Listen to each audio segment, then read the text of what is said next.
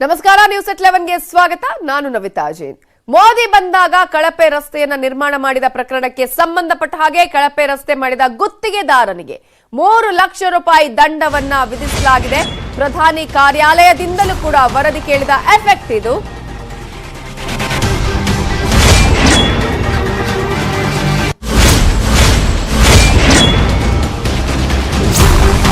ಗುತ್ತಿಗೆದಾರ ರಮೇಶ್ ಅನ್ನುವರಿಗೆ 3 ಲಕ್ಷ ರೂಪಾಯಿ ದಂಡವನ್ನ ವಿಧಿಸಿ ಈಗ ಬಿಬಿಎಂಪಿ ಆದೇಶವನ್ನ ಮಾಡಿದೆ. ಆದ್ರೆ ಇಲ್ಲಿರುವ ಪ್ರಶ್ನೆ, 9 ಕಿಲೋಮೀಟರ್ ರಸ್ತೆಯನ್ನ ನಿರ್ಮಾಣ ಮಾಡಿದಂತಹ ಗುತ್ತಿಗೆದಾರರಿಗೆ 11.50 ಕೋಟಿ ವೆಚ್ಚದಲ್ಲಿ ಒಂದು ಟೆಂಡರ್ ಆಗಿತ್ತು. 11.5 ಕೋಟಿ ವೆಚ್ಚದಲ್ಲಿ 9 ಕಿಲೋಮೀಟರ್ ರಸ್ತೆಯನ್ನ ಮಾಡಿದ್ದ ಗುತ್ತಿಗೆದಾರ. ಈ ಸಂದರ್ಭದಲ್ಲಿ ಈಗ ಆತನಿಗೆ 3 ಲಕ್ಷ ರೂಪಾಯಿ ದಂಡವನ್ನ ವಿಧಿಸಲಾಗಿದೆ. 3 ಎಂಜಿನಿಯರ್ಸ್ಗೆ ಪಾಲಿಕೆಯಿಂದ ಶೋಕಾಸ್ ನೋಟಿಸ್ ಕೂಡ ನೀಡಲಾಗಿತ್ತು. ಆದ್ರೆ ಈಗ ಪಿಎಂಒನಿಂದ ಕೇಳಿದಂತಹ ವರದಿಗೆ ಸಂಬಂಧಪಟ್ಟ ಹಾಗೆ ಅದರ ಎಫೆಕ್ಟ್ ಆಗಿ ಕಳಪೆ ಕಾಮಗಾರಿಯನ್ನ ಮಾಡಿದ ರಸ್ತೆಯನ್ನ ನಿರ್ಮಾಣ ಮಾಡಿದ ಗುತ್ತಿಗೆದಾರ ರಮೇಶ್ಗೆ ಬಿಬಿಎಂಪಿ 3 ಲಕ್ಷ ರೂಪಾಯಿ ದಂಡವನ್ನ ವಿಧಿಸಿದೆ.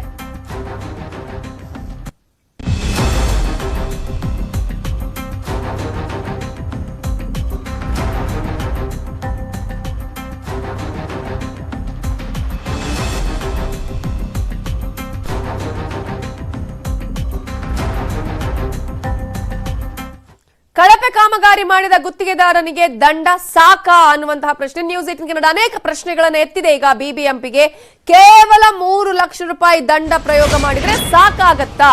ಗುತ್ತಿಗೆದಾರರನ್ನ ಬ್ಲಾಕ್ ಲಿಸ್ಟ್ಗೆ ಸೇರಿಸಲ್ವಾ ಅನ್ನುವಂತಹ ಅನೇಕ ಪ್ರಶ್ನೆಗಳು ಕೂಡ ಇದೆ ಇಲ್ಲಿ.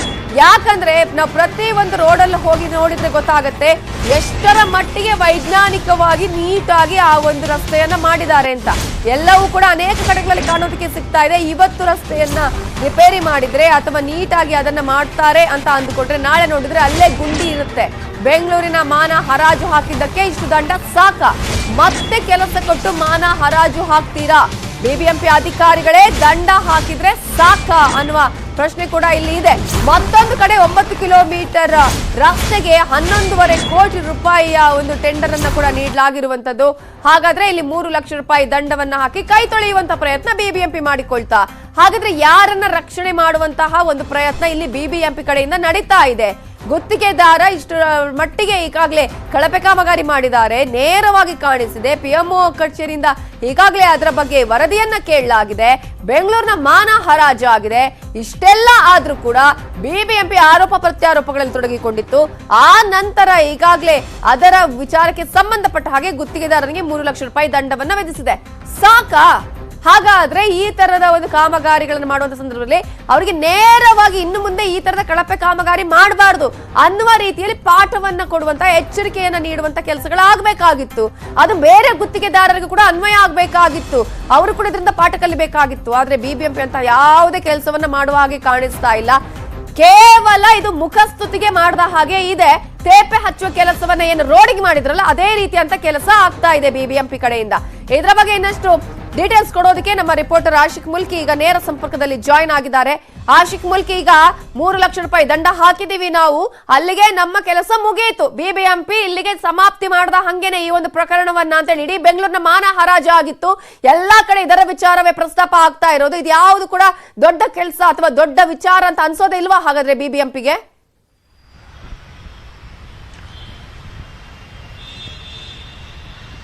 ಹೌದು, ಖಂಡಿತ ನವಿತಾ ಜೈನ್. ಈ ಒಂದು ಪ್ರಶ್ನೆ ಏನಿದೆ ಇದಕ್ಕೆ ಬಿಬಿಎಂಪಿ ಒಂದು ಸ್ಪಷ್ಟವಾಗಿರುವಂತಹ ಉತ್ತರವನ್ನ ಕೊಡಬೇಕು. ಇಂಥ ಪ್ರಕರಣಗಳು ಆದಂತಹ ಸಂದರ್ಭದಲ್ಲಿ ಅದಕ್ಕೊಂದು ದಂಡ ಹಾಕೋದು ಅಥವಾ ಪರ್ಟಿಕ್ಯುಲರ್ ನಿಗದಿತವಾಗಿರುವಂತಹ ವಾರ್ಡ್ನ ಇಂಜಿನಿಯರ್ಗಳನ್ನ ಸಸ್ಪೆಂಡ್ ಮಾಡುವ ಮುಖಾಂತರವಾಗಿ ಪ್ರತಿ ಬಾರಿ ಕೂಡ ಬಿಬಿಎಂಪಿ ಇಂಥ ದೊಡ್ಡ ದೊಡ್ಡ ಪ್ರಕರಣಗಳಿಗೆ ಒಂದು ಇತಿಶ್ರೀ ಆಡುವಂತ ಕೆಲಸವನ್ನ ಮಾಡುತ್ತೆ. ಈ ಬಾರಿ ಕೂಡ ಪ್ರಧಾನಿ ಮೋದಿ ಬಂದಂತಹ ಸಂದರ್ಭದಲ್ಲಿ ಅವರಿಗೆ ಆ ಒಂದು ಶಿಷ್ಟಾಚಾರದ ಪ್ರೋಟೋಕಾಲ್ ಏನಿದೆ ಆ ಪ್ರಕಾರ ಪಾಲನೆ ಮಾಡೋದಕ್ಕೂ ಕೂಡ ಬಿಬಿಎಂಪಿ ಅಧಿಕಾರಿಗಳು ಎಡವಿದ್ದಾರೆ ಅನ್ನುವಂಥದ್ದು ಈ ಮೂಲಕ ಸ್ಪಷ್ಟವಾಗಿ ನಮ್ಮೆದುರಿಗೆ ಕಾಣ್ತಾ ಇರುವಂತದ್ದು. ಸದ್ಯಕ್ಕೆ ಆ ಒಂದು ಡಾಂಬರೀಕರಣ ಮಾಡಿರುವಂತಹ ಖಾಸಗಿ ಕಂಪನಿಯ ಗುತ್ತಿಗೆದಾರ ಇದ್ದಾರೆ, ಅವರಿಗೆ 3 ಲಕ್ಷ ರೂಪಾಯಿ ದಂಡ ಹಾಕಿ ಈ ಒಂದು ಪ್ರಕರಣವನ್ನ ಮುಚ್ಚಿ ಹಾಕುವ ಕೆಲಸ ನಡೀತಾ ಇದೆಯಾ ಅನ್ನುವಂತ ಒಂದು ಅನುಮಾನ ನಮ್ಮನ್ನ ಕಾಡ್ತಾ ಇರುವಂತದ್ದು. ಈಗಾಗಲೇ ಇದ್ರ ಬಗ್ಗೆ ವಿವರಣೆಯನ್ನ ಕೇಳಿಕೊಂಡು ಬಿಬಿಎಂಪಿ ಮುಖ್ಯ ಆಯುಕ್ತರು ಈಗಾಗಲೇ ಆ ಎ ಆಗಿರ್ಬೋದು, ಎ ಆಗಿರ್ಬೋದು, ಮತ್ತೆ ಸಿಇ ಆಗಿರ್ಬೋದು, ಈ ಮೂರಿಗೂ ಕೂಡ ಒಂದು ಶೋಕಾಸ್ ನೋಟಿಸ್ ಅನ್ನ ಕೊಟ್ಟು ವರದಿ ಕೊಡುವಂತೆ ಹೇಳಿರುವಂತದ್ದು. ಈ ವರದಿಯನ್ನ ರಾಜ್ಯ ಸರ್ಕಾರದ ಆಪ್ತ ಕಾರ್ಯದರ್ಶಿಗಳ ಮೂಲಕ ಪ್ರಧಾನಿ ಕಚೇರಿಗೂ ಕೂಡ ಕೊಡೋದಕ್ಕೆ ಬಿಬಿಎಂಪಿ ಒಂದು ಲೆಕ್ಕಾಚಾರ ಹಾಕೊಂಡು ಮಾಡಿಕೊಂಡಿರುವಂತದ್ದು. ಈಗಾಗಲೇ ಈ ವರದಿಯಲ್ಲಿ ಅಂದ್ರೆ 3 ಲಕ್ಷ ರೂಪಾಯಿ ಗುತ್ತಿಗೆದಾರರಿಗೆ 3 ಲಕ್ಷ ರೂಪಾಯಿ ದಂಡ ಹಾಕಿದ್ದೀವಿ ಅನ್ನುವಂತ ಒಂದು ವಿಚಾರವನ್ನ ದೊಡ್ಡದಾಗಿ ಹೈಲೈಟ್ ಮಾಡಿ ಈ ಒಂದು ಪ್ರಕರಣದಲ್ಲಿ ನಾವು ಕ್ರಮ ಕೈಗೊಂಡಿದ್ದೀವಿ, ನಾವು ಚೆನ್ನಾಗೇ ಕೆಲಸ ಮಾಡ್ತಿದ್ದೀವಿ ಅನ್ನುವಂತ ಒಂದು ತೋರ್ಪಡಿಕೆಯನ್ನ ಬಿಬಿಎಂಪಿ ಮಾಡೋದಕ್ಕೆ ಮುಂದಾಗಿದೆ ಅನ್ನುವಂತ ಒಂದು ಅನುಮಾನ ನಮ್ಮನ್ನ ಕಾಡ್ತಾ ಇರುವಂತದ್ದು. ಇದು ಕೇವಲ ಡಾಂಬರೀಕರಣ ಕಿತ್ತು ಬರುವಂತ ಪ್ರಕರಣ ಮಾತ್ರ ಅಲ್ಲ. ಬಿಬಿಎಂಪಿ ಯಾವಾಗೆಲ್ಲ ಇಂಥ ಮಹಾ ಎಡವಟ್ಟುಗಳನ್ನ ಮಾಡಿದೆಯೋ ಅಂತಹ ಸಂದರ್ಭದಲ್ಲಿ ಇಂತಹ ಸಣ್ಣ ಸಣ್ಣ ಒಂದು ಪ್ಲಾನ್ ಗಳನ್ನ ಮಾಡಿಕೊಂಡು ತಪ್ಪಿಸಿಕೊಳ್ಳುವಂತ ಕೆಲಸಗಳನ್ನ ಮಾಡ್ತಾ ಇದೆ.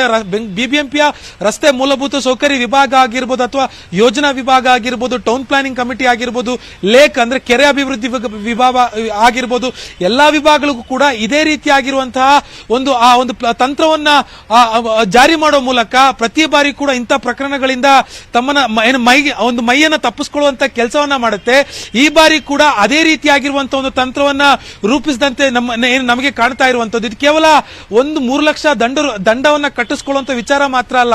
ದೇಶದ ಒಬ್ಬ ಪ್ರಧಾನಿ ಕರ್ನಾಟಕದಂತಹ ದೊಡ್ಡ ರಾಜ್ಯಕ್ಕೆ ಬಂದಾಗ, ಅದರಲ್ಲೂ ವಿಶ್ವದಲ್ಲೇ ತನ್ನದೇ ಆದಂತಹ ಒಂದು ಚಾಪನ್ನ ಹೊಂದಿರುವಂತಹ ಬೆಂಗಳೂರಿಗೆ ಬಂದಂತಹ ಸಂದರ್ಭದಲ್ಲಿ ಕೇವಲ ಒಂದು ಪ್ರೋಟೋಕಾಲ್ ಅನ್ನ ನೀಟಾಗಿ ಶಿಸ್ತಾಗಿ ಪಾಲನೆ ಮಾಡೋದಕ್ಕಾಗಿಲ್ಲ ಅಂತಂದ್ರೆ ಒಂದು ಕಾರ್ಪೊರೇಷನ್ ಏನಕ್ಕೆ, ಅದಕ್ಕೊಬ್ಬರ ಆಯುಕ್ತರ ಏನಕ್ಕೆ, ಅದಕ್ಕೆ ಇಷ್ಟು ಜನ ಅಧಿಕಾರಿಗಳೇನಕ್ಕೆ ಅನ್ನುವಂತ ಒಂದು ಪ್ರಶ್ನೆಯನ್ನ ನಾವು ಕೇಳಬೇಕಾಗುತ್ತೆ. ಕೇವಲ 9 ಕಿಲೋಮೀಟರ್ಗೆ 11 ಕೋಟಿ ರೂಪಾಯಿಯನ್ನ ಈಗಾಗಲೇ ಖರ್ಚು ಮಾಡಿದ್ದಾರೆ. 3 ಲಕ್ಷ ದಂಡವನ್ನ ಕಟ್ಟಿಸ್ಕೊಳ್ಳೋದು ಯಾವ ಆಂಗಲ್ ನಲ್ಲಿ ಇದು ಸರಿ ಅಂತ ಅನ್ಸುತ್ತೆ ಅನ್ನೋದನ್ನ ಸ್ವತಃ ಬಿಬಿಎಂಪಿ ಅವರು ನಮಗೆ ಒಂದು ಸ್ಪಷ್ಟತೆಯನ್ನು ಕೊಡಬೇಕಾಗುತ್ತೆ. ನವಿತಾ, ಥ್ಯಾಂಕ್ ಯು ಆಶಿಕ್ ಮುಲ್ಕಿ ಡೀಟೇಲ್ಸ್ಗೆ. ಇನ್ನು ಬೆಂಗಳೂರಿನ ಕಳಪೆಯ ರೋಡ್ ಬಗ್ಗೆ ಎಚ್ ಡಿ ಕುಮಾರಸ್ವಾಮಿ ಕಿಡಿಕಾರಿದ್ದಾರೆ. ಟ್ವೀಟ್ ಮಾಡಿ ಸರ್ಕಾರಕ್ಕೆ ಚಾಟಿ ಬೀಸಿದ್ದಾರೆ ಎಚ್ ಡಿ ಕುಮಾರಸ್ವಾಮಿ ಅವರು. 40% ಕಮಿಷನ್ ಮತ್ತು ಕಳಪೆ ಕಾಮಗಾರಿಯ ಫಲಶ್ರುತಿ ಇದು ಅಂತ ಹೇಳಿ ಟ್ವೀಟ್ ಮಾಡಿ ಆಕ್ರೋಶವನ್ನ ಹೊರ ಹಾಕಿದ್ದಾರೆ. ಸರ್ಕಾರಕ್ಕೆ ಛೀಮಾರಿ ಹಾಕಿದ್ದಾರೆ.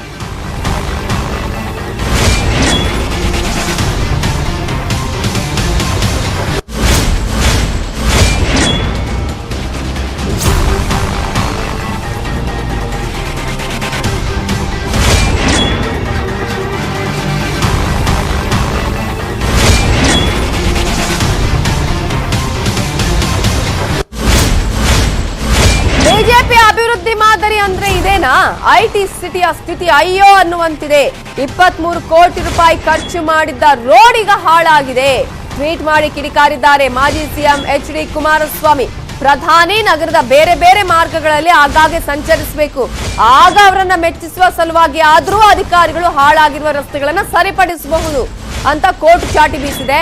ಬೆಂಗಳೂರು ಮಹಾನಗರದಲ್ಲಿ ಮೂಲಸೌಕರ್ಯ ಅಭಿವೃದ್ಧಿ ಆಗಬೇಕು ಅಂದ್ರೆ ರಾಷ್ಟ್ರಪತಿಗಳು ಮತ್ತು ಪ್ರಧಾನಿ ಆಗಾಗ ನಗರಕ್ಕೆ ಭೇಟಿ ಕೊಡ್ತಿರ್ಬೇಕು ಅಂತ ಹೈಕೋರ್ಟ್ ಚಿಮಾರಿ ಹಾಕಿದೆ.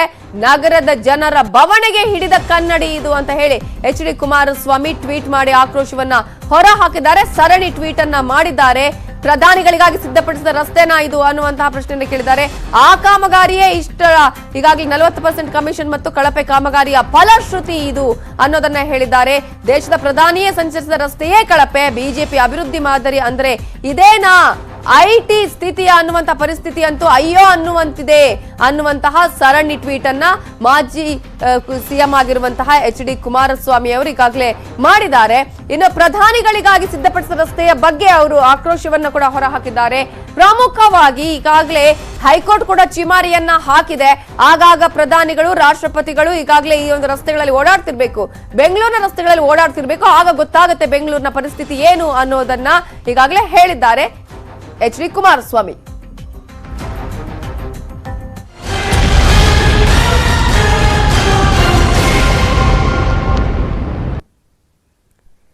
ಮತ್ತೊಂದು ಮಜಲನ್ನ ಪಡೆದುಕೊಂಡಿದೆ ಮಹಾರಾಷ್ಟ್ರದ ರಾಜಕೀಯ ದಂಗಲ್. ರೆವೆಂಜ್ ಪಾಲಿಟಿಕ್ಸ್ಗೆ ಕೈ ಹಾಕಿದ್ರ ಸಿಎಂ ಉದ್ಧವ್ ಠಾಕ್ರೆ. ರೆಬೆಲ್ಸ್ ಶಾಸಕರ ಮನೆಗಳಿಗೆ ನೀಡಿದ ಪೊಲೀಸ್ ಭದ್ರತೆಯನ್ನೇ ವಾಪಸ್ ಪಡೆಯಲಾಗಿದೆ.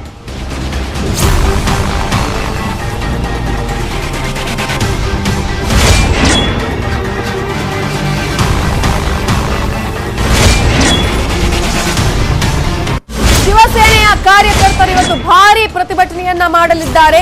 ಶಾಸಕರ ಮನೆ ಕಚೇರಿಗಳಿಗೆ ನುಗ್ಗಲು ಪ್ರತಿಭಟನಾಕಾರರು ತಯಾರಿಯನ್ನ ಮಾಡಿಕೊಂಡಿದ್ದಾರೆ. ಪ್ರತಿಭಟನೆಯ ಮಾಹಿತಿ ಇದ್ರೂ ಕೂಡ ಸಿಎಂ ಇವತ್ತು ರೆಬೆಲ್ಸ್ ಶಾಸಕರಿಗೆ ಕೊಟ್ಟಂತಹ ಭದ್ರತೆಯನ್ನ ವಾಪಸ್ ಪಡೆದಿದ್ದಾರೆ. ಏಕನಾಥ್ ಶಿಂದೆ ಅನರ್ಹತೆಗೆ ಶಿವಸೇನೆ ಪ್ಲಾನ್ ಅನ್ನ ಮಾಡಿಕೊಂಡಿದ್ದು, ಮಧ್ಯಾಹ್ನ ಶಿವಸೇನೆ ನಾಯಕರು ಕಾರ್ಯಕಾರಿಣಿ ಸಭೆಯನ್ನು ನಡೆಸಲಿದ್ದಾರೆ. ಏಕನಾಥ್ ಶಿಂದೆ ಬಣದ ವಿರುದ್ಧ ಕ್ರಮದ ಬಗ್ಗೆ ತೀರ್ಮಾನವನ್ನ ಕೈಗೊಳ್ತಾರಾ? ಇವತ್ತು ದೊಡ್ಡ ಮಟ್ಟದ ಪ್ರತಿಭಟನೆ ಒಂದು ಕಡೆ ಆದ್ರೆ ಶಿವಸೇನೆ ಕಾರ್ಯಕರ್ತರಿಂದ ಮತ್ತೊಂದು ಕಡೆ ಸರಣಿ ಸಭೆಗಳು ನಡೆಯುತ್ತೆ. ಎನ್ಸಿಪಿ ಆಗಿರ್ಬೋದು, ಕಾಂಗ್ರೆಸ್ನ ಜೊತೆಗೆ ಸಭೆಯನ್ನ ಮಾಡ್ತಾರೆ ಉದ್ಧವ್ ಠಾಕ್ರೆ ಅವರು. ಇವತ್ತು ನಡೀತಾ ಇರುವಂತಹ ಈ ಒಂದು ಕಾರ್ಯಕಾರಿಣಿಯಲ್ಲಿ ಏನಾಗತ್ತೆ ಅನ್ನುವಂತಹ ಕುತೂಹಲ ಕೂಡ ಇದೆ. ಜೊತೆಗೆ ಈಗಾಗಲೇ ರಿವೆಂಜ್ ಪಾಲಿಟಿಕ್ಸ್ ನಡೀತಾ ಇದೆಯಾ ಮಹಾರಾಷ್ಟ್ರದಲ್ಲಿ? ಈಗ ರೆಬೆಲ್ಸ್ ಶಾಸಕರಿದ್ದಾರೆ, ಅವರು ಆಲ್ರೆಡಿ ಈಗಾಗಲೇ ಗುವಾಹಟಿಯಲ್ಲಿ ಇದ್ದಾರೆ. ಅಂತಹ ಶಾಸಕರ ಮನೆಗಳಿಗೆ ಕೊಟ್ಟಿತ್ತಲ್ಲ ಭದ್ರತೆ, ಅದನ್ನ ವಾಪಸ್ ತೆಗೆಯಲಾಗಿದೆ. ಭದ್ರತೆ ವಾಪಸ್ ಪಡಿತಾ ಇದ್ದಂತೆ ಏಕನಾಥ್ ಶಿಂದೆ ಅವರು ಪತ್ರವನ್ನ ಬರೆದಿದ್ದಾರೆ. ಸಿಎಂ, ಗೃಹ ಸಚಿವ, ಡಿಜಿಪಿಗೆ ಪತ್ರವನ್ನ ಬರೆದಿದ್ದಾರೆ ರೆಬೆಲ್ ನಾಯಕ ಏಕನಾಥ್ ಶಿಂದೆ. ಭದ್ರತೆ ವಾಪಸ್ ಪಡೆದಿರೋದು ಇದು ರಾಜಕೀಯ ದುರುದ್ದೇಶ ಅಂತ ಹೇಳಿ ಆ ಪತ್ರದಲ್ಲಿ ಮೆನ್ಷನ್ ಮಾಡಿದ್ದಾರೆ.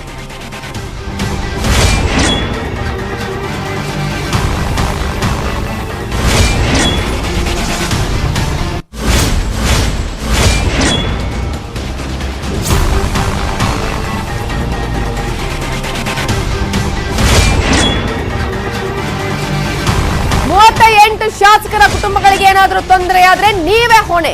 ಶಾಸಕರ ಸಹಿಯೊಂದಿಗೆ ಪತ್ರ ಬರೆದಿದ್ದಾರೆ ಏಕನಾಥ್ ಶಿಂದೆ, ರೆಬೆಲ್ಸ್ ನಾಯಕ. ಇತ್ತ ಮಧ್ಯಾಹ್ನ ರೆಬೆಲ್ಸ್ ಶಾಸಕರ ಸಭೆಯನ್ನ ಕರೆದಿದ್ದಾರೆ ಏಕನಾಥ್ ಶಿಂದೆ. ಗುವಾಹಟಿಯ ಖಾಸಗಿ ಹೋಟೆಲ್ನಲ್ಲಿ ಸಭೆಯನ್ನ ಕರೆದಿದ್ದಾರೆ ಏಕನಾಥ್ ಶಿಂದೆ. ತಮ್ಮ ಮುಂದಿನ ನಡೆ ಬಗ್ಗೆ ನಿರ್ಧಾರವನ್ನ ಮಾಡೋದಕ್ಕೆ ಈ ಒಂದು ಸಭೆಯನ್ನ ಮಾಡಿರೋದು. ಕುತೂಹಲ ಮೂಡಿಸಿದೆ ರೆಬೆಲ್ ಶಾಸಕರ ಮುಂದಿನ ನಡೆ ಏನು ಅನ್ನೋದು. ಮಹಾರಾಷ್ಟ್ರಕ್ಕೆ ಬರ್ತೀವಿ ಅನ್ನುವಂತಹ ಒಂದು ಹೇಳಿಕೆಯನ್ನ ಕೊಟ್ಟಿದ್ರು, ಆದ್ರೆ ನಿನ್ನೆ ಕೂಡ ಬಂದಿಲ್ಲ. ಇನ್ನೊಂದು ಕಡೆ ಸರಣಿ ಸಭೆಗಳು ಕೂಡ ನಡೀತಾ ಇದೆ. ಭದ್ರತೆಯನ್ನ ವಾಪಸ್ ಪಡೆಯಲಾಗಿದೆ. ಈಗ ರೆಬೆಲ್ಸ್ ಶಾಸಕರಿಗೆ ಕೊಟ್ಟಂತಹ ಭದ್ರತೆಯನ್ನ ವಾಪಸ್ ಪಡೆಯಲಾಗಿದೆ. ಇನ್ನೊಂದು ಕಡೆ ಪತ್ರವನ್ನ ಬರೆದಿದ್ದಾರೆ ರೆಬೆಲ್ಸ್ ನಾಯಕ ಏಕನಾಥ್ ಶಿಂದೆ ಅವರು. ಆ ಹಿನ್ನೆಲೆಯಲ್ಲಿ ಇವತ್ತಿನ ಒಂದು ಸಭೆ ಕರೆದಿದ್ದಾರಲ್ಲ ಏಕನಾಥ್ ಶಿಂದೆ, ಅದು ಕೂಡ ಬಹಳ ಕುತೂಹಲಕ್ಕೆ ಕಾರಣ ಆಗಿದೆ. ಏನ್ ಆಗಬಹುದು, ಯಾವ ನಿರ್ಧಾರವನ್ನ ತೆಗೆದುಕೊಳ್ಳಬಹುದು? ಈಗಾಗಲೇ ರಾಜಿ ಅಥವಾ ರಾಜೀನಾಮೆ ಅಂತ ಹೇಳಿ ಉದ್ಧವ್ ಠಾಕ್ರೆ ಅವರು ಹೇಳಿದ್ದಾರೆ. ಆದ್ರೆ ಇವರು ರಾಜಿ ಆಗ್ತಾರಾ? ರಾಜಿ ಆಗೋ ಹಾಗೆ ಯಾವುದೇ ರೀತಿಯ ಲಕ್ಷಣಗಳು ಕಾಣಿಸ್ತಾ ಇಲ್ಲ. ಯಾಕಂದ್ರೆ ನಿನ್ನೆವರೆಗೂ ಕೂಡ ಡೆಡ್ಲೈನ್ ಕೊಡಲಾಗಿತ್ತು. ಪ್ರಮುಖವಾಗಿ ಈಗ ಅನರ್ಹತೆಯ ಅಸ್ತ್ರವನ್ನ ಪ್ರಯೋಗ ಮಾಡಲಾಗಿದೆ. ಹಾಗಾದ್ರೆ ಏನು ನಿರ್ಧಾರವನ್ನ ತೆಗೆದುಕೊಳ್ತಾರೆ? ಮಹಾರಾಷ್ಟ್ರದಲ್ಲಿ ಏನೇನು ಆಗ್ತಾ ಇದೆ ಅದರ ಸಂಪೂರ್ಣ ಮಾಹಿತಿಯನ್ನ ನಾವು ನಿಮ್ಗೆ ಕೊಡ್ತಾ ಇದ್ದೀವಿ.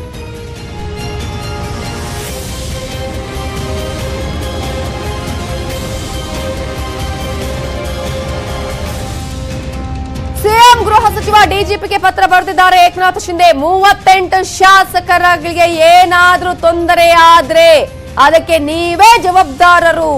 ಅವರ ಕುಟುಂಬಗಳಿಗೆ ಏನಾದ್ರೂ ತೊಂದರೆ ಆದ್ರೆ ನೀವೇ ಅದರ ಹೊಣೆಯನ್ನ ಹೊರಬೇಕಾಗತ್ತೆ ಅನ್ನುವಂತಹ ಪತ್ರವನ್ನ ಬರೆದಿದ್ದಾರೆ ಶಾಸಕರ ಸಹಿಯೊಂದಿಗೆ. ಏಕನಾಥ್ ಶಿಂದೆ ಪತ್ರವನ್ನ ಬರೆದಿದ್ದು ಈಗ ಸಭೆಯನ್ನ ಕೂಡ ನಡೆಸಲಿದ್ದಾರೆ. ಭದ್ರತೆ ವಾಪಸ್ ಪಡಿತಾ ಇದ್ದಂತೆ ಪತ್ರವನ್ನ ಬರೆದಿದ್ದಾರೆ. ಈಗ ಅದರ ಜೊತೆಗೆ ಈಗ ರೆಬೆಲ್ಸ್ ನಾಯಕ ಏಕನಾಥ್ ಶಿಂದೆ ಈಗ ಸಭೆಯನ್ನ ನಡೆಸಲಿದ್ದಾರೆ. ಸಭೆಯಲ್ಲಿ ಕೈಗೊಳ್ತಾ ಇರುವಂತಹ ನಿರ್ಧಾರ ಏನು ಕುತೂಹಲಕ್ಕೆ ಕಾರಣವಾಗಿದೆ.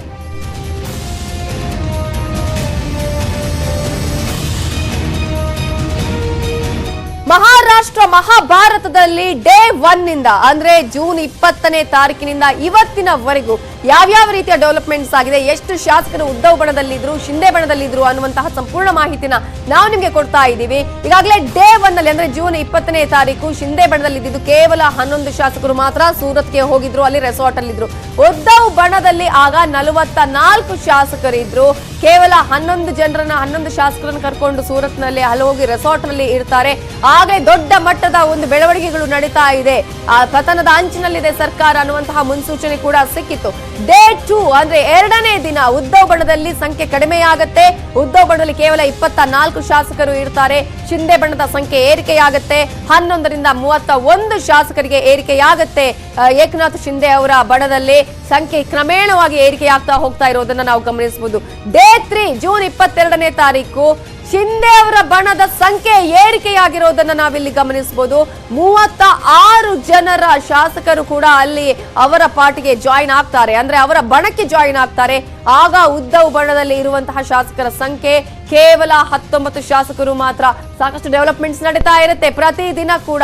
4ನೇ ದಿನ ಜೂನ್ 23ನೇ ತಾರೀಕು ಆಗ ಶಿಂದೆ ಅವರ ಬಣದಲ್ಲಿ ಇರುವಂತದ್ದು 42 ಶಾಸಕರಾದ್ರೆ ಉದ್ಧವ್ ಬಣದಲ್ಲಿ ಇದ್ದಂತಹ ಶಾಸಕರ ಸಂಖ್ಯೆ 13 ಮಾತ್ರ. ಅದನ್ನು ಕೂಡ ನಾವಿಲ್ಲಿ ಗಮನಿಸಬೇಕಾಗತ್ತೆ. ಯಾವ ರೀತಿಯಾಗಿ ಕ್ರಮೇಣವಾಗಿ ಏಕನಾಥ್ ಶಿಂದೆ ಅವರ ಬಣದಲ್ಲಿ ಶಾಸಕರ ಸಂಖ್ಯೆ ಜಾಸ್ತಿ ಆಗ್ತಾ ಹೋಯ್ತು, ಇಲ್ಲಿ ಇಳಿಕೆ ಆಗ್ತಾ ಬಂತು ಅಂತ ಹೇಳಿ. 5ನೇ ದಿನ ಉದ್ಧವ್ ಬಣದಲ್ಲಿ ಕೇವಲ 8 ಶಾಸಕರು ಇರ್ತಾರೆ. ಏಕನಾಥ್ ಶಿಂದೆ ಅವರ ಬಣದಲ್ಲಿ 47 ಶಾಸಕರಿಗೆ ಹೋಗುತ್ತೆ ಅವರಿಗೆ ಸಪೋರ್ಟ್ ಇರುವಂತಹ ಶಾಸಕರ ಸಂಖ್ಯೆ. ಆ ಮೂಲಕ ನಾವು ಗಮನಿಸಬಹುದು ಯಾವ ರೀತಿಯಾಗಿ ಎಲ್ಲವೂ ಕೂಡ ಒಂದು ಕಡೆ ಇಳಿಕೆ ಇದ್ದಿದ್ದು ಏರಿಕೆಯಾಯಿತು, ಏರಿಕೆ ಇದ್ದಿದ್ದು ಇಳಿಕೆಯಾಗಿದ್ದನ್ನ 6ನೇ ದಿನ ಅಂದ್ರೆ ನಿನ್ನೆ ಉದ್ಧವ್ ಬಣದಲ್ಲಿ 5 ಶಾಸಕರು ಮಾತ್ರ ಇಡ್ತಾರೆ. ಶಿಂದೆ ಬಣದಲ್ಲಿ 50 ಶಾಸಕರು ಇರ್ತಾರೆ, ಪಕ್ಷೇತರರು ಸೇರಿದಂತೆ ಅವರನ್ನ ಸೇರಿದಂತೆ ಶಿಂದೆ ಬಣದಲ್ಲಿ 50 ಶಾಸಕರು ಇರ್ತಾರೆ. ಉದ್ಧವ್ ಬಣ ಕೊನೆಗೆ ಏನೂ ಮಾಡೋದಕ್ಕೆ ಆಗೋದಿಲ್ಲ ಅನ್ನುವಂತಹ ಒಂದು ಸಭೆಯನ್ನ ಕೂಡ ಮಾಡುತ್ತೆ. ಆದ್ರೂ ಕೂಡ ಅನರ್ಹತೆಯ ಅಸ್ತ್ರದ ಪ್ರಯೋಗದ ವಿಚಾರವನ್ನ ಉದ್ಧವ್ ಠಾಕ್ರೆ ಅವರು ಹೇಳ್ತಾರೆ. 16 ಶಾಸಕರನ್ನ ಅನರ್ಹತೆ ಮಾಡ್ತೀವಿ ಅಂತ ಹೇಳಿ ಇವತ್ತು ಅದ್ರ ಬಗ್ಗೆ ಮೀಟಿಂಗ್ ಕೂಡ ಇದೆ. ಹಾಗಿದ್ರೆ ಶಿಂದೆ ಟೀಮ್ ನ ನಡೆ ಏನು ಅನ್ನೋದು ಕೂಡ ಇಲ್ಲಿ ವೆರಿ ಇಂಟ್ರೆಸ್ಟಿಂಗ್ ಆಗಿದೆ. ಅಗಾಡಿ ಸರ್ಕಾರದ ನಡೆ ಏನು, ಇವೆರಡನ್ನ ಕೂಡ ನಡೆಗಳನ್ನ ನಾವು ನೋಡ್ತಾ ಹೋಗೋಣ. ಮೊದಲನೇದಾಗಿ ಶಿಂದೆ ಟೀಮ್ ಈಗಾಗಲೇ ಇವರು ಅನರ್ಹತೆ ಅಸ್ತ್ರ ಪ್ರಯೋಗ ಮಾಡ್ತೀವಿ ಅಂತ ಹೇಳಿದಾರಲ್ಲ, ಅದಕ್ಕೆ ಅವ್ರು ಹೇಳ್ತಾ ಇರೋದು 3ನೇ 2 ಆಧಾರದಲ್ಲಿ ಅನರ್ಹತೆಗೆ ಅವಕಾಶ ಆಗಲ್ಲ ಅನ್ನುವಂತಹ ವಾದವನ್ನ ಕೂಡ ಮಂಡನೆ ಮಾಡಿದ್ದಾರೆ ಶಿಂದೆ ಟೀಮ್. ಅಗಾಡಿ ಹೆಜ್ಜೆ ನೋಡೋದಾದ್ರೆ ಶಾಸಕಾಂಗ ನಾಯಕ ಸ್ಥಾನದಿಂದನೇ ಏಕನಾಥ್ ಶಿಂದೆ ಅವರನ್ನ ವಜಾ ಮಾಡಿದ್ದಾರೆ. ಇಲ್ಲಿ ಇನ್ನು ಸಂವಿಧಾನದ ಸ್ಕೆಡ್ಯೂಲ್ ಪ್ರಕಾರ 10ರ ಅಡಿ ಅನರ್ಹತೆ ಸಾಧ್ಯ ಇಲ್ಲ ಅನ್ನೋದು ಏಕನಾಥ್ ಶಿಂದೆ ಅವರ ಟೀಮ್ನ ವಾದ. ಆದ್ರೆ ಅಗಾಡಿ ಹೆಜ್ಜೆಯನ್ನ ನಾವು ನಿಮಗೆ ತೋರಿಸ್ತಾ ಇದ್ದೀವಿ. ಶಿವಸೇನೆ ಶಾಸಕಾಂಗ ನಾಯಕನಾಗಿ ಏಕನಾಥ್ ಶಿಂದೆ ಅವರನ್ನ ತೆಗೆದು ಅಜಯ್ ಚೌಧರಿ ಅವರನ್ನ ಆಯ್ಕೆ ಮಾಡಲಾಗತ್ತೆ. ಇಲ್ಲಿ ಶಿಂದೆ ಅವರನ್ನ ಈಗಾಗಲೇ ಆ ಒಂದು ನಾಯಕನ ಸ್ಥಾನದಿಂದ ಕಿತ್ತೊಗೆಯಲಾಗತ್ತೆ. ಏನೋ ಶಿಂದೆ ಟೀಮ್ ಹೇಳ್ತಾ ಇರೋದು ಅನರ್ಹತೆ ಅಸ್ತ್ರ ಪ್ರಯೋಗ ಮಾಡ್ತೀನಿ ಅಂತ ನೀವು ಹೇಳ್ತಾ ಇದ್ದೀರಲ್ಲ, ಆ ಅನರ್ಹತೆ ಅಸ್ತ್ರವನ್ನ ಏನಾದ್ರು ನೀವು ಪ್ರಯೋಗ ಮಾಡಿದ್ರೆ ಕಾನೂನು ಹೋರಾಟ ನಾವು ಮಾಡ್ತೀವಿ ಅನ್ನೋದನ್ನ ಹೇಳ್ತಾ ಇದ್ದಾರೆ. ಅಗಾಡಿ ಹೆಜ್ಜೆ ಇಲ್ಲಿ ನಾವು ರಾಜೀನಾಮೆಗೂ ರೆಡಿ, ರಾಜಿಗೂ ರೆಡಿ. ನೀವು ರಾಜಿಯಾಗಿ ಬಂದ್ರೆ ನಾವು ನಿಮ್ಮನ್ನ ಅಕ್ಸೆಪ್ಟ್ ಮಾಡ್ಕೊಳ್ತೀವಿ, ಆದ್ರೆ ನಮ್ಮ ನಿರ್ಣಯ ಬದಲಿಸಲ್ಲ.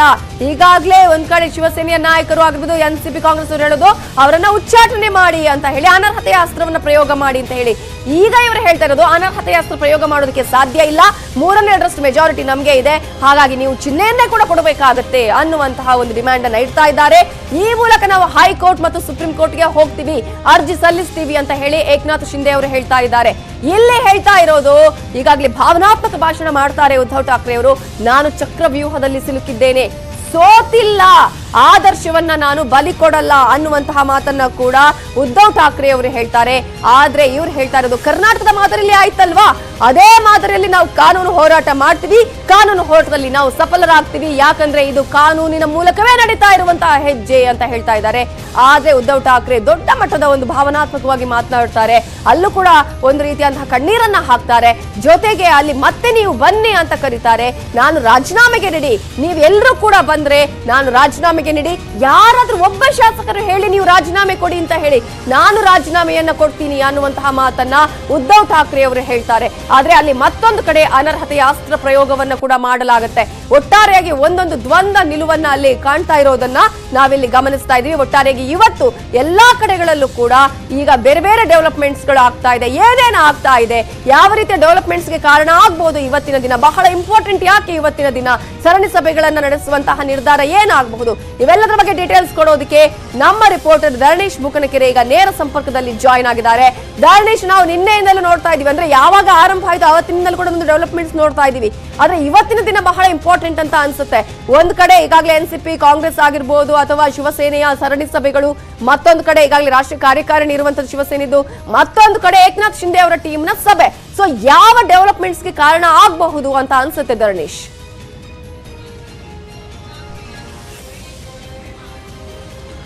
ನವಿತಾ ಜೈನ್, ನೀವು ಹೇಳಿದಂತೆ ಇವತ್ತು ಬಹಳ ನಿರ್ಣಾಯಕವಾದಂತಹ ದಿನ ಮಹಾರಾಷ್ಟ್ರದ ರಾಜಕಾರಣದಲ್ಲಿ. ಯಾಕೆ ಅಂತಂದ್ರೆ ಇವತ್ತು ಒಂದ್ ಕಡೆ ಏಕನಾಥ್ ಶಿಂದೆ ಶಿವಸೇನೆಯ ಬಂಡಾಯ ನಾಯಕ ಅವರು ಸಭೆಯನ್ನ ಮಾಡ್ತಾ ಇದ್ದಾರೆ, ಮತ್ತೊಂದು ಕಡೆ ಶಿವಸೇನೆಯ ಅಧ್ಯಕ್ಷ ಉದ್ಧವ್ ಠಾಕ್ರೆ ಮತ್ತೊಂದು ಸಭೆಯನ್ನ ಮಾಡ್ತಿದ್ದಾರೆ. ಈ ಸಭೆಯಲ್ಲಿ ಅವರ ಶಕ್ತಿ ಪ್ರದರ್ಶನ ಆಗುತ್ತೆ, ಜೊತೆಗೆ ಅವರು ತೆಗೆದುಕೊಳ್ಳುವಂತಹ ನಿರ್ಧಾರಗಳು ಮುಂದಿನ ಎಲ್ಲ ನಡವಳಿಕೆಗಳನ್ನ ನಿರ್ಧರಿಸ್ತವೆ. ಈಗ ಫಾರ್ ಎಕ್ಸಾಂಪಲ್ ನಾವೀಗ ಏಕನಾಥ್ ಶಿಂದೆ ಬಣದಲ್ಲಿ ನೋಡಿದ್ರೆ ಅವರು ಸಭೆ ಕರೆದಿದ್ದಾರೆ, ಆದ್ರೆ ಶಾಸಕಾಂಗ ಪಕ್ಷದ ಸಭೆ ಅಂತೇಳಿ ಉಲ್ಲೇಖ ಮಾಡಿಲ್ಲ. ಶಾಸಕಾಂಗ ಪಕ್ಷದ ಸಭೆಯನ್ನೇನಾದ್ರೂ ಮಾಡ್ತಾರಾ ಅಥವಾ ಅದು ಸಭೆನೋ ಶಾಸಕಾಂಗ ಪಕ್ಷದ ಸಭೆನೋ ಅನ್ನುವಂತ ಕುತೂಹಲ ಇದೆ. ಶಾಸಕಾಂಗ ಪಕ್ಷದ ಸಭೆ ಆದ್ರೆ ಆ ಸಭೆಯಲ್ಲಿ ಏನ್ ನಿರ್ಣಯ ಆಗುತ್ತೆ? ಈಗ ಫಾರ್ ಎಕ್ಸಾಂಪಲ್ ಅವರು ಕ್ಲೇಮ್ ಮಾಡ್ಕೊಳ್ತಿರೋ ರೀತಿ 42 ಶಾಸಕರು ಇದ್ದಾರೆ. ಆ 42 ಶಾಸಕರಿಗೆ ನಾವು 42 ಶಾಸಕರು ಕೂಡ ಮಹಾ ವಿಕಾಸ ಅಘಾಡಿ ಸರ್ಕಾರಕ್ಕೆ ಕೊಟ್ಟಿರುವಂತಹ ಬೆಂಬಲವನ್ನ ವಾಪಸ್ ಪಡ್ಕೊಳ್ತೀವಿ ಅಂತೇಳಿ ಸಭೆಯಲ್ಲಿ ಶಾಸಕಾಂಗ ಪಕ್ಷದ ಸಭೆಯಲ್ಲಿ ನಿರ್ಧಾರವನ್ನ ಮಾಡಿ ಆ ಪತ್ರವನ್ನ ನಿರ್ಣಯವನ್ನ ಗವರ್ನರ್ಗೆ ಕಳಿಸ್ಕೊಟ್ರೆ ಆಗ ನಿಜಕ್ಕೂ ಕೂಡ ಈ ಸರ್ಕಾರಕ್ಕೆ ಸರ್ಕಾರ ಬೀಳಲಿಕ್ಕೆ ಮೊದಲ ಅಂತ ಆಗತ್ತೆ. ಇದು ಒಂದ್ ಕಡೆ. ಮತ್ತೊಂದ್ ಕಡೆ ಈಗ ಉದ್ಧವ್ ಠಾಕ್ರೆ ಸಭೆಯನ್ನ ನಡೆಸ್ತಿದ್ದಾರೆ, ಅದು ನ್ಯಾಷನಲ್ ಎಕ್ಸಿಕ್ಯೂಟಿವ್ ಸಭೆಯನ್ನ ನಡೆಸ್ತಿದ್ದಾರೆ ಮಧ್ಯಾಹ್ನ 1 ಗಂಟೆಗೆ. ಆ ಸಭೆಯಲ್ಲಿ ಏನ್ ನಿರ್ಧಾರ ಮಾಡ್ತಾರೆ ಅನ್ನುವಂಥದ್ದು ಕೂಡ ಬಹಳ ಮುಖ್ಯ. ಅಂದ್ರೆ ಮೊಟ್ಟ ಮೊದಲನೇದಾಗಿ ಏಕನಾಥ್ ಶಿಂದೆ ಅವರನ್ನ ಜೊತೆಗೆ ಈಗ ಗುರುತಿಸ್ಕೊಂಡಿರುವಂತಹ ಶಾಸಕರನ್ನ ಪಕ್ಷದಿಂದ ಉಚ್ಚಾಟಿಸಬಹುದು. ನಂಬರ್ 2, ಏಕನಾಥ್ ಶಿಂದೆ ಅವರನ್ನ ಶಾಸಕಾಂಗ ಪಕ್ಷದ ಸ್ಥಾನದಿಂದ ಕಿತ್ತಾಕಿದ್ದಾರೆ. ಈಗ ಆಲ್ರೆಡಿ ಆ ಪ್ರಕ್ರಿಯೆ ಆಗಿದೆ.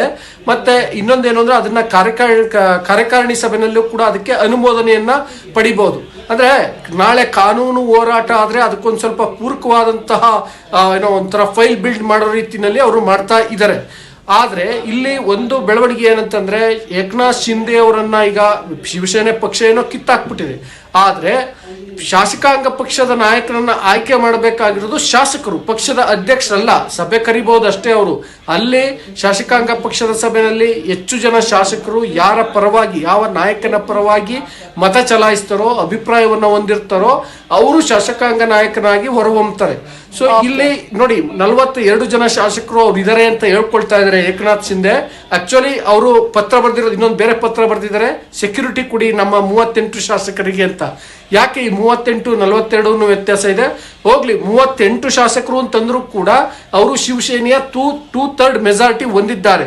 ಮತ್ತೆ ಏಕನಾಥ್ ಶಿಂದೆಯನ್ನ ಹಿಂದೆ ಅಧಿಕೃತವಾಗಿ ಶಾಸಕಾಂಗ ಪಕ್ಷದ ಸಭೆಯ ನಾಯಕನನ್ನಾಗಿ ಶಾಸಕರು ಆಯ್ಕೆ ಮಾಡಿದ್ದಾರೆ. ಹಾಗಾಗಿ ಇವರು ಕರೆಯುವ ಸಭೆಗೆ ಮಾನ್ಯತೆ ಇರುತ್ತೆ. ಮತ್ತೆ ಶಿವಸೇನೆಯ ಅಧ್ಯಕ್ಷರಾದಂತಹ ಮುಖ್ಯಮಂತ್ರಿ ಉದ್ಧವ್ ಠಾಕ್ರೆ ಕೈಗೊಂಡಂತ ನಿರ್ಧಾರ ಬಿದ್ದೋಗುವ ಸಾಧ್ಯತೆ ಇರುತ್ತೆ. ಅಂದ್ರೆ ಅದಕ್ಕೆ ಸ್ಪೀಕರ್ನ ಬಳಿ ಮಾನ್ಯತೆ ಸಿಗದೆ ಇರ್ಬೋದು, ಗವರ್ನರ್ ಬಳಿ ಮಾನ್ಯತೆ ಸಿಗದೆ ಇರ್ಬೋದು. ಕಾನೂನು ಹೋರಾಟ ಮಾಡ್ಲಿಕ್ಕೆ ಹೋದಾಗ ನ್ಯಾಯಾಲಯದ ಎದುರು ಅವರು ಉದ್ಧವ್ ಠಾಕ್ರೆ ಅವರ ನಡೆಗಳಿಗೆ, ನಿರ್ಣಯಗಳಿಗೆ ಮಾನ್ಯತೆ ಸಿಗದೆ ಇರುವ ಸಾಧ್ಯತೆಗಳು ಇರ್ತವೆ. ಇದು ಗಂಟೆಗೊಂದು ಬೆಳವಣಿಗೆಗಳಾಗ್ತಾ ಇದಾವೆ ನವಿತಾ ಜೈನ್. ಮಹಾರಾಷ್ಟ್ರದ ಈ ರಾಜಕೀಯ ಬಿಕ್ಕಟ್ಟಿನಲ್ಲಿ ಇನ್ನೂ ಏನೇನಾಗಬಹುದು ಅನ್ನುವಂಥದ್ದು ಗೊತ್ತಿಲ್ಲ. ಒಂದ್ಸಲ ರಾಜ್ಯಪಾಲರ ಅಂಗಳಕ್ಕೆ ಹೋಗುವವರೆಗೂ ಕೂಡ ಈ ರೀತಿಯ ಸಂಚಲನಗಳು ಆಗ್ತಾನೆ ಇರ್ತವೆ. ನಂತರದಲ್ಲಿ ಸರ್ಕಾರ ಬದಲಾಗುವ ಪ್ರಾಸೆಸ್ಗಳು ಶುರು ಆಗ್ತವೆ Navita Jain. Thank you Dharanesh. Details ಕ್ಷಣದ ಮಾಹಿತಿಯನ್ನ ಕೊಡ್ತಾ ಇರ್ತೀವಿ ಇದೇ ವಿಚಾರಕ್ಕೆ ಸಂಬಂಧಪಟ್ಟ ಹಾಗೆ. ಈಗ ಒಂದು ಸ್ಮಾಲ್ ಬ್ರೇಕ್ ಆದ್ಮೇಲೆ ಉಳಿದ ಅಪ್ಡೇಟ್ಸ್.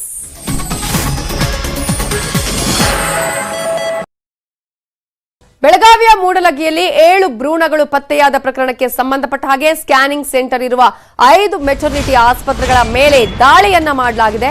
ಡಿಎಚ್ಒ ಮಹೇಶ್ ಕೋಣಿ ಮೂಡಲಗಿ ಪೊಲೀಸರ ನೇತೃತ್ವದಲ್ಲಿ ರೇಡ್ ಅನ್ನ ನಡೆಸಲಾಗಿದೆ.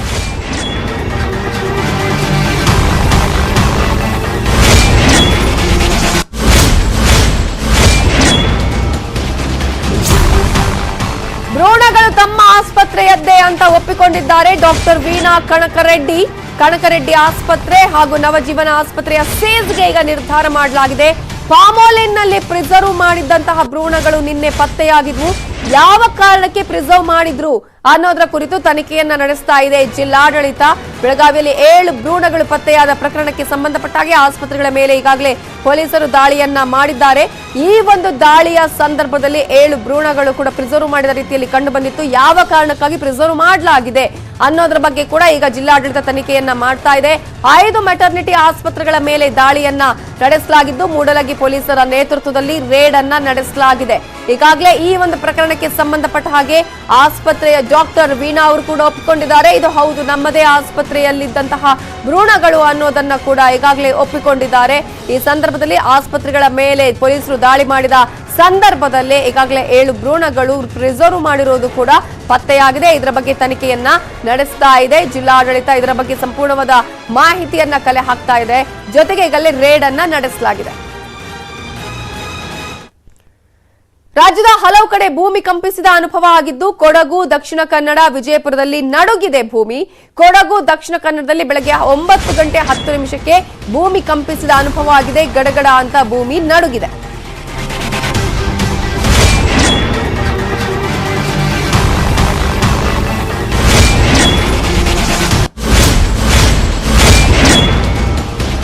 ಕೊಡಗಿನ ಪಟ್ಟಿಘಾಟ ಅರಣ್ಯ, ಸಂಪಾಜೆ, ಚೆಂಬು, ಗೋನಡ್ಕ, ಕರಿಕೆ ಗ್ರಾಮಗಳ ವ್ಯಾಪ್ತಿಯಲ್ಲಿ ಭೂಮಿ ನಡುಗಿದ ಅನುಭವ ಆಗಿದೆ.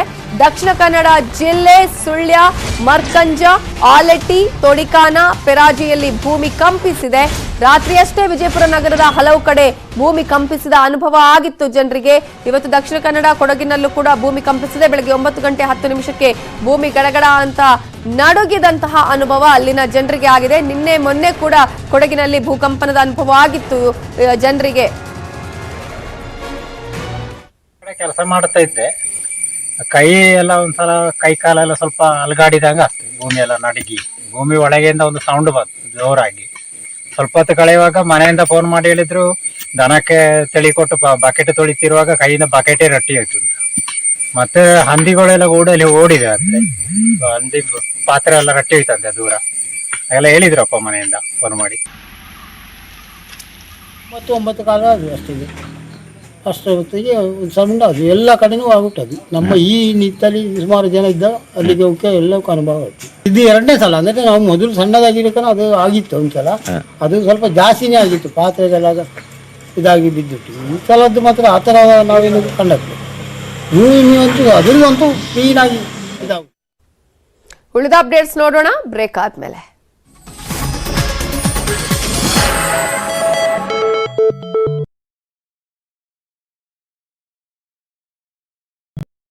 ಸಂಪ್ರದಾಯದ ಹೆಸರಲ್ಲಿ ಬಾಣಂತಿ ಹಸುಗೂಸು ಹೊರಕ್ಕೆ, ಅನಿಷ್ಠ ಮೌಢ್ಯತೆ ವಿರುದ್ಧ ನ್ಯೂಸ್ 18 ಕಾಳಜಿ ವರದಿ.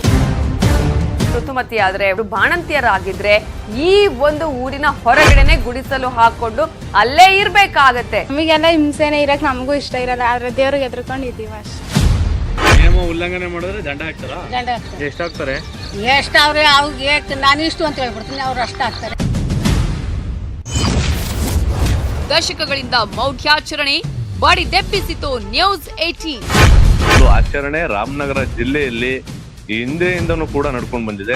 ಸ್ವಾಮಿ, ರಂಗನಾಥ ಸ್ವಾಮಿ ಒಕ್ಕಲು ನಾವು ನಮ್ಮ ಮೂಲ ಬುಡಕಟ್ಟು ವಾಸ ಜನವಾಗಿರೋದ್ರಿಂದ ಇದನ್ನ ನಮ್ಮ ಹಿರಿಕರು ಹಿಂದೆಯಿಂದ ಕೂಡ ನಡ್ಸ್ಕೊಂಡ್ ಬಂದಿದ್ದಾರೆ. ನಾವು ಅದನ್ನೇ ಇಲ್ಲಿವರೆಗೂ ಕಂಟಿನ್ಯೂ ಮಾಡ್ಕೊಂಡು ಹೋಗ್ತಾ ಇದ್ದೋ. ಇನ್ನು ಮುಂದೆ ಗ್ರಾಮಸ್ಥರುಗಳೆಲ್ಲ ಕುಂತ್ಕೊಂಡು ಒಂದು ತೀರ್ಮಾನ ತಗೊಂಡು ಜಸ್ಟ್ ಒಂದೇ 1 ಗಂಟೆ ಅಷ್ಟೇ. ಡಿಜಿಟಲ್ ಯುಗ ಅಂತ ಮಾತಾಡ್ತೀವಿ, ಆದ್ರೆ ಇಂಥ ಯುಗದಲ್ಲೂ ಇದೆಂಥ ಆಚರಣೆ. ದೂರವಾಣಿ ಸಂಪರ್ಕದಲ್ಲಿ ಮಹಿಳಾ ಮತ್ತು ಮಕ್ಕಳ ಕಲ್ಯಾಣ ಸಚಿವರು ಇವತ್ತೇ ಇನ್ನು ಕಿವಿ ಬಿದ್ದ ತಕ್ಷಣನೇ ನಾನು ಕಾರ್ಯಪ್ರವೃತ್ತ ಆಗ್ತೀನಿ.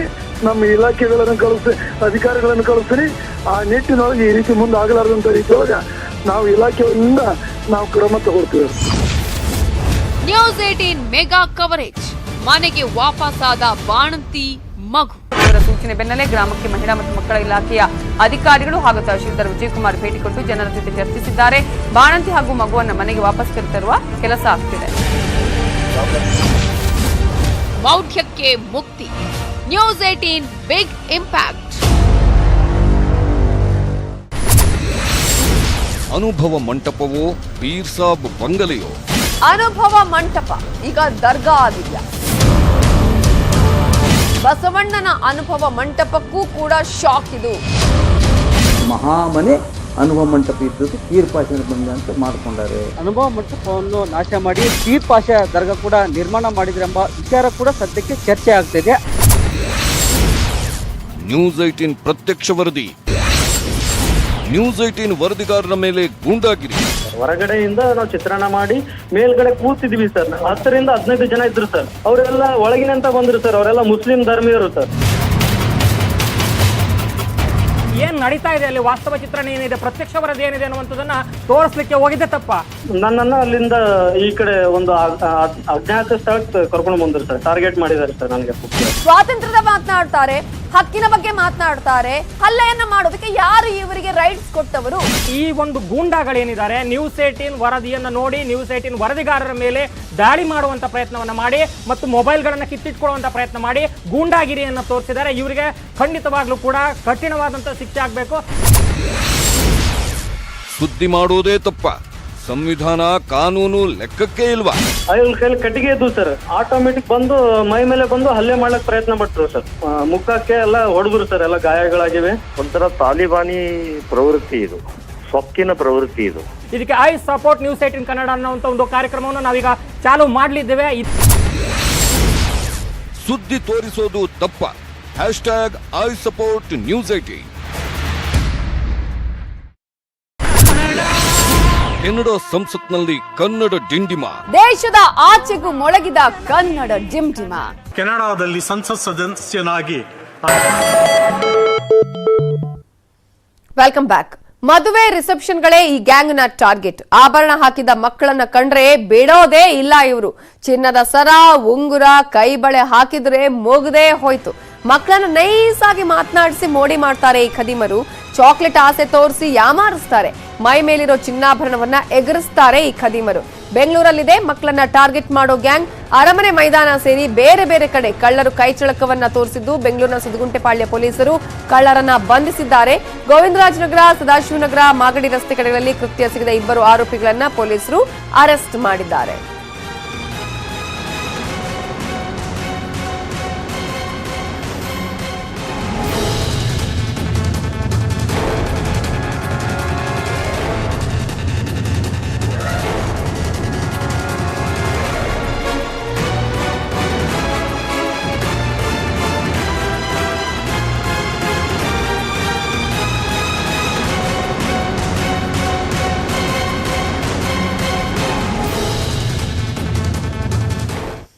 ಇನ್ನುಳಿದ ಪ್ರಮುಖ ಸುದ್ದಿಯನ್ನ ಕ್ವಿಕ್ ಆಗಿ ನೋಡೋಣ ಎಕ್ಸ್‌ಪ್ರೆಸ್ ನ್ಯೂಸ್ ಅಲ್ಲಿ.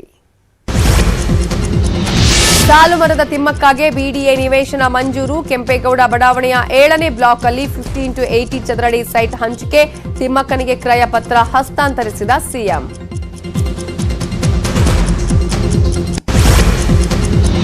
ಕೊಳ್ಳೆಗಾಲ ಶಾಸಕರ ಮುಂದೆ ತಹಶೀಲ್ದಾರ್ಗೆ ತರಾಟೆ. ಡಯಾಲಿಸಿಸ್ ರೋಗಿಗಳ ಸಮಸ್ಯೆ ಹೇಳಿದ್ರೆ ದರ್ಪ ತೋರ್ತಾರೆ, ಫೋನ್ ಮಾಡಿದ್ರೆ ರಿಸೀವ್ ಮಾಡಲ್ಲ. ಕೆಂಪರಾಜು ಹಾಗೂ ತಹಶೀಲ್ದಾರ್ ಜಟಾಪಟಿಗೆ ಮೂಕ ಪ್ರೇಕ್ಷಕರಾದ ಶಾಸಕ ಎನ್ ಮಹೇಶ್.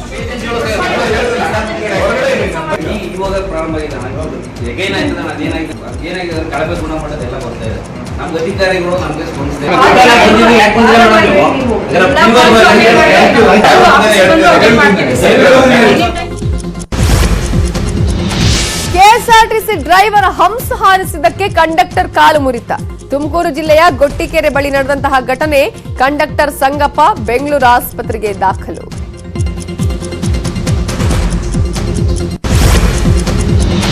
ಮಾಗಡಿಯ ಗುಂಡಯ್ಯನ ಕಲ್ಯಾಣಿಗೆ ಬಿದ್ದು ಗೃಹಿಣಿ ಮಗು ಸಾವು.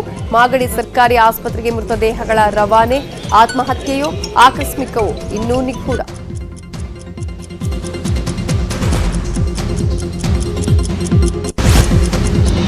ಇವಿಷ್ಟು ಹೊತ್ತಿನ ಪ್ರಮುಖ ಸುದ್ದಿ. ನೋಡ್ತಾ ಇರಿ ನ್ಯೂಸ್ 18 ಕನ್ನಡ. ಜಾಲ ನಮ್ಮದು, ಬಲ ನಿಮ್ಮದು. ಈ ವಾರ್ತೆಯ